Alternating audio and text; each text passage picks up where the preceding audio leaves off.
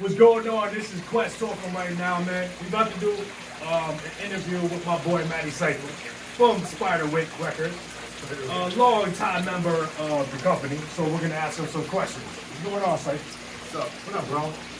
Glad you're here, man. Yeah. Nice, yo. All right, so Different than the dreads, right? yeah, definitely. So tell me something, bro. How long you been doing music for? So when I went to the show, remember I was like, when we were recording, I was like, I gotta show you something.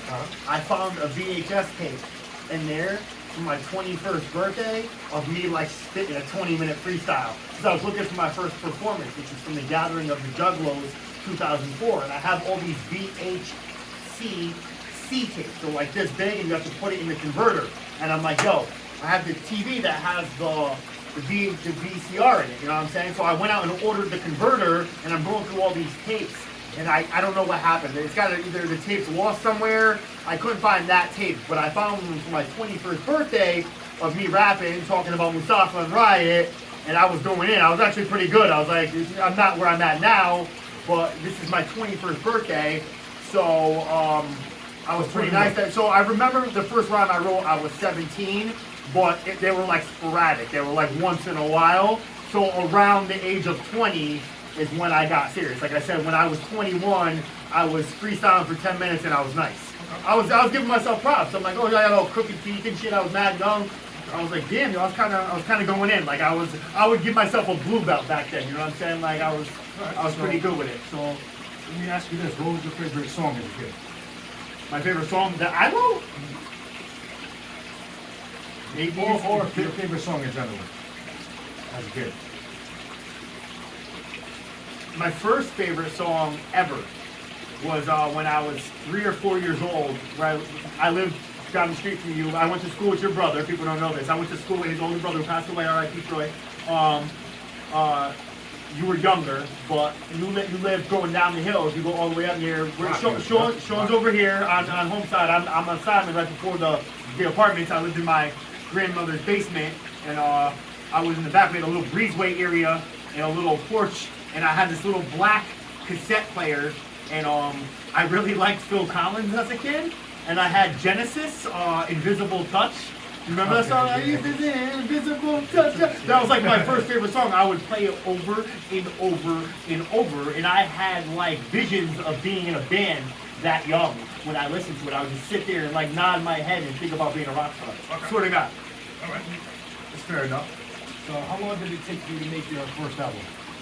Well, you know, if you figure 2002 is when it got serious. I met you in 04, 21 years, bro. 21 years, you know what I'm saying? If you're doing it, still friends. Yeah, so I met you in 04, so I bought my first. So in this fucking thing that I have, I want to show you before it's all done. I'm freestyling, and I'm like, this is what made me insane. This is before I knew you. This is August 8th, 2003. I didn't meet you till 04, so this is the beginning of Made Me Insane. What people don't know about Nada-Lez, aka Quest, is the first beat I ever bought was off of him. We still make music. He's on all my albums. We still make music. We're about to do our own little fucking side project going on. Atomic Out Productions, supported by Records. But, you know, Quest Omega. But I bought it off of him, and I recorded the demo in the closet of his bedroom at that time. And that was closet. It was a small 2x3. Yeah, it was like a little fucking small closet. And I still have there's only like a handful of the original demos that I signed. Like my ex-girlfriend Jen has one. A couple people are like, yo, I got that Made Me Insane demo. That shit got me like a girl hooked up with me because of that shit, bro. I'll tell you that story off camera. But fucking what do you call it? that was a funny story. But fucking that was my first beat that I bought. So I think like the recording started in 04, but I'm freestyling with Riot and Mustafa over like Mob Deep beats and everything like that. And this I'm just going off the brain. But the Made Me Insane that became a song, how the hook is like, this world is what made me insane, all the pain and the free, you know what I mean? You could kind of hear that, the beginning of it, like where it started in these freestyles. And I was like, oh shit, that's where Made Me Insane came from. So Riot's a pretty good influence. Riot, Mustafa, shout out to Riot, Mustafa, my man Sean. All right, takes care of the next so question. like 2002 is kind of from 2002 to 2004. I kind of was with them a lot and building freestyle and just writing over beats. I found all these old beats. I found them like in my up the tunnel, that little room I got. I found verses that I wrote. One of them, I met Luminol, Modify Psy. In 04 we started Modify Psy. In 2003, I didn't even know I went to Detroit to see ICP. I went to 2000, 2001, 2002, both days. And there's video of 03. Me and Luminol and this kid Dave went in 2003 for Hollow Wicked. And I wrote my first rhyme with Luminol, and I found the rhyme, yo. It says, with Adam, parentheses, Luminol Fear, and we wrote a rhyme together on the way back from Detroit to Connecticut, and then we didn't form a group for another 6 months. Okay, so just to review the people that you've been with, Thor, Luminol, and Riot. And Riot is Sean, him and Myron Potent. You hear in my last couple records, lifelong friends. We're talking 30 years this year. Me and Sean been homies. I grew up in West Haven, Connecticut, on the outskirts of New Haven. Right there, it's Greater New Haven. And he moved to my neighborhood when we were like 12 or 13, and we've been homies ever since. I see him all the time. Probably him and he's coming over tomorrow. But they didn't really pursue music the same strength as I did. But I'm still trying to get everybody together to release records and get them on songs when I can so people can hear them, because they were really influential in me freestyling and getting me kind of, structured in the beginning when I was just a young savage. Fucking I remember when had no. I remember when I showed Sean how to do a beat on Reason. It was like Reason 3. Oh yeah. Totally outdated, but it was interesting. Yeah. Ben and Mike sitting around just watching. Yeah, I can't believe how long we've been doing this. I know, it's been a long time. It's time, man. So let me ask you a curveball question. You ever incorporated any turtles in your raps or music videos? Yes, I did a video for Cancer of My Soul, which is my first album that came out in 2009. So you asked me how long did it take. So in 02 I started, 04 started Modify Psy. We come from a struggle. I've been broke the whole time. We had that studio fire over on Shelton in 07. I didn't really get to materialize an actual album until 2009, which is Word is Bond. And for the 15th year anniversary, one of my rap homies, James Joyce, who's a really good cinematographer, came down and he does really dope videos, and we filmed it like right here and on the tunnel and everything like that. And we got all the turtles in the Cancer of My Soul video. So that's the only one that I really did the turtle thing with, though. You know what I'm saying? I guess you're really coming out of your shell, huh? Touche. So what's the most sizable conflict you ever had in music?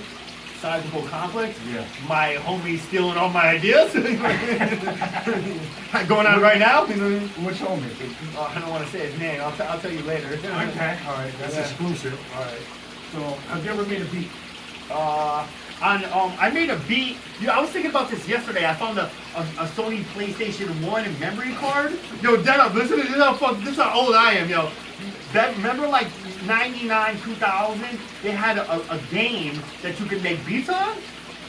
You remember that shit? You remember that? They had a beat that you can. They had a game that you can make beats on, and you put all the things together. And I made a beat on it. And this was around the time my first name was Sinister Ugly. Then I was Logic Letdown. Then I became Madecipha in 04.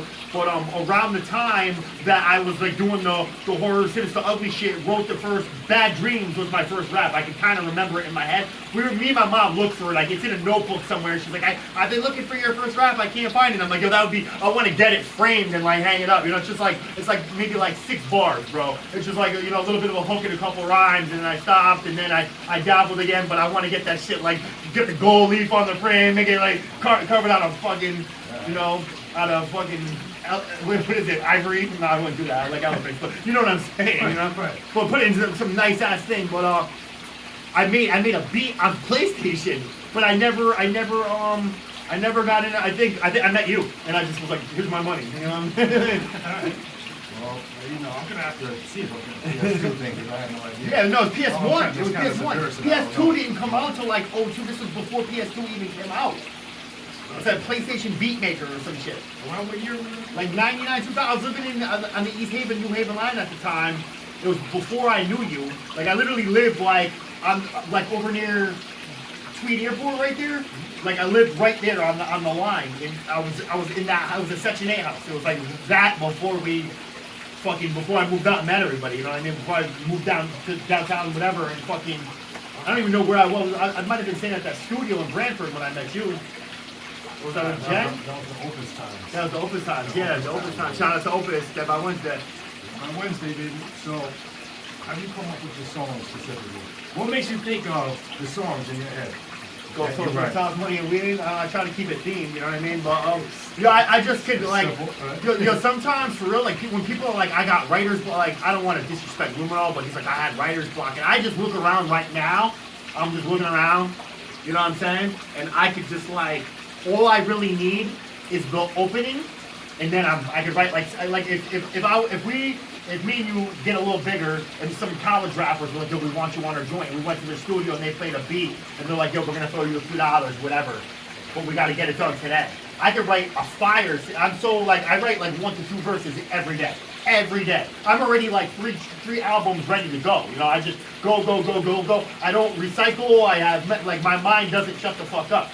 So like I could like look around, and then when it hits, I could just go off of that. You know what I mean? I'm always learning new words and reading dictionaries. It's just, I have a very busy mind. You know what I mean? All right, sure.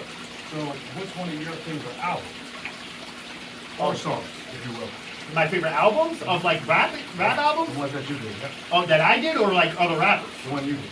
What's my favorite one?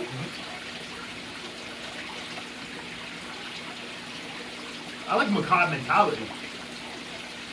Were there any features on that? One feature. One feature. It was all me, which is why the one we're recording now is all me. You know what I'm saying? I was like, damn, I should have like took that feature and put it on a B-side album, The No Turning Backs, and left that all me. But they got the only feature on it. It was all me other than them. I think that was a fun question. How many celebrities have you worked with? It's on my website. It's listed. King Gordy, Isham, Project Born, Misery, Mastermind, Cage, Vast Air, DJ Question, Sealance, Just Allah, Copyright, Lex the Hexmaster, Sea-Raised Walls, Cannabis, shout out to Cannabis, Pace One, Esoteric, DJ Question,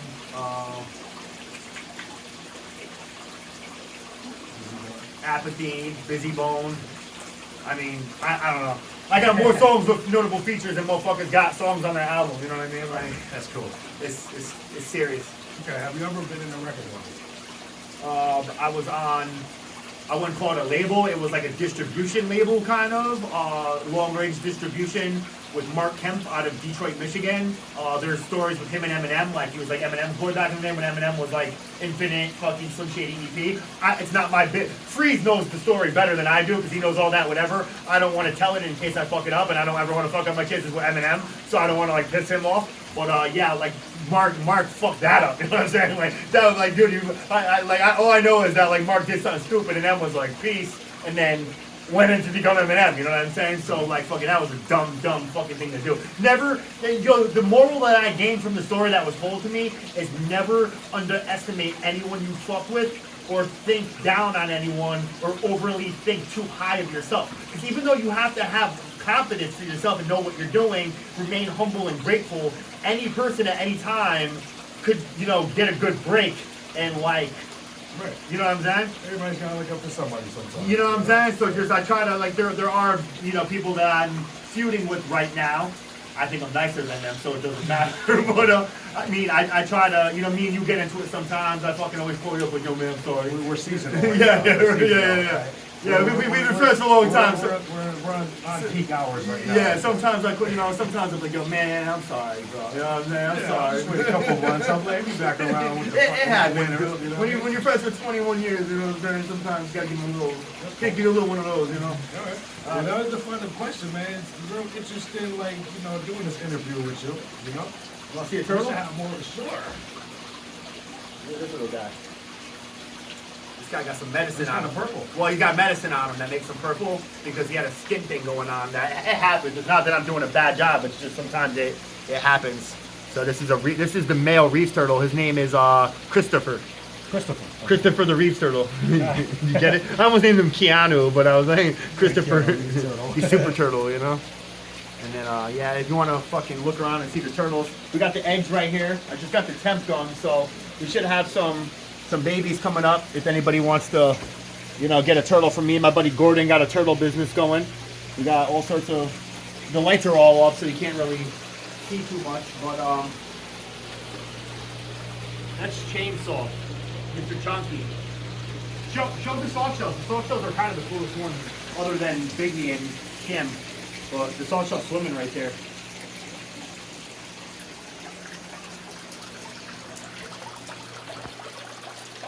Yeah, that's a Florida soft shell.